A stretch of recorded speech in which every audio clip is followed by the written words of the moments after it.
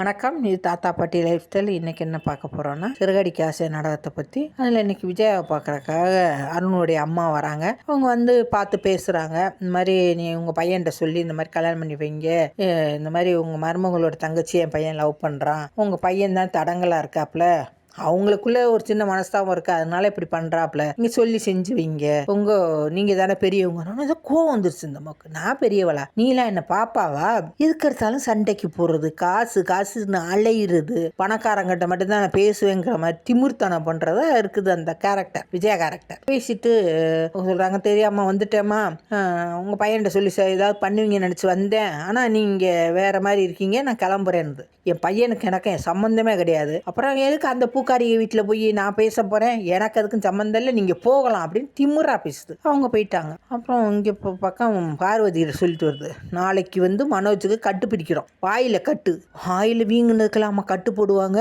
கட்டு போட்டிருக்காங்க, நாளைக்கு ஒரு சாமியாரை கூட்டிக்கிட்டு வா, திருஷ்டி எடுக்கணும்னு சொல்லிட்டு போயிட்டாங்க. இதுக்கு நடுவில் அங்கே முத்து மீனா பேசிக்கிட்டு இருக்காங்க, நீங்கள் இப்படி பண்ணாதீங்க, எங்கள் அப்பா இருந்தால் என் தங்கச்சி கல்யாணம் பண்ணி வச்சுருப்பாரு, இப்போ உங்கள் அப்பாவோட ஆவிகிட்ட பேசுவோமா, அவர் சம்மந்தம் சொல்லிட்டாருன்னா கல்யாணம் பண்ணுவோம்ன்ற மாதிரி முத்து சொல்கிறாப்புல. சரி, நான் சாமியாரை போய் பார்க்கல, எதுக்கு எடுத்தாலும் சாமியார், இந்த அந்த குடும்பம் பூரா சாமியார் குடும்பமாக இருக்காங்க, சாமியார் நம்பித்தான் வாழ்ந்துக்கிட்டு இருக்காங்க போல். பார்வதி சொன்ன அந்த ஒரு சாமியார் வராரு, வந்தவொடனே வாங்க வாங்க உட்காருங்கன்னு சொல்லி இந்த முத்து பொண்டாட்டி தான் வர சொல்லியிருக்கா, அவங்க அப்பா ஆவி கூட பேசுறதுக்குன்னு ஏதோ தப்பாக அவரே நினச்சிக்கிட்டு உட்கார வைக்கிறாப்புல. உட்கார வச்சுட்டு கூப்பிட்டு எல்லாத்தையும் கூப்பிட்டு இந்த மாதிரி ஆவி கூட பேச வந்துடும். அப்போ மீனா கிட்ட கேட்டேன், நான் எப்பப்பா வர சொன்னேன்னா அதை காதலையும் வாங்க மாட்டேங்கிறாங்க, அங்கே வர சொன்னு சொல்ல போகிறாங்க, காவியை வர சொல்ல போகிறாங்கன்னு ஒரே அப்படியே பரபரப்பாக இருக்காங்க வீட்டில் எல்லாரும். அந்த டைமில் வந்து கதவு மூடி இருக்கு, கதவு தட்டுற சத்தம் கேட்கு, சத்தம் கேட்டால்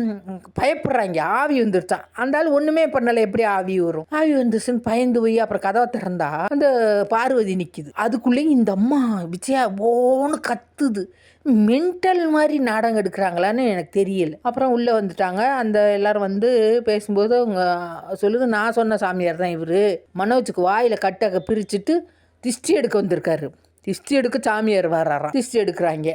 என்ன ஆணு வாயை திறக்க சொல்லி அம்மா சொல்லு, கட்டை பிரிச்சுட்டு அம்மா சொல்லு, என்ன பேச்சு வராமையா போகும், ஒரு கட்டு வாயில் கட்டு போட்டால் பேச்சு வராதா, அப்புறம் அம்மா சொல்லு, ரொம்ப நேரம் ட்ரை பண்ணி அம்மா அப்படிங்கிற இந்த ஆள் சூடத்தை புரிய அந்த மனோஜ் வாய்க்குள்ளே போட்டு விட்டேன்.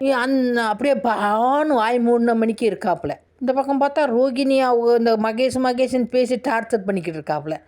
கடுப்பாகுது சில டைமில், ஏன் இப்படி பண்ணினா தான் இந்த சாமியார்களை கூப்பிட்டாதான் நாடகம் ஓடுமா என்னவோ பண்ணுறாங்க.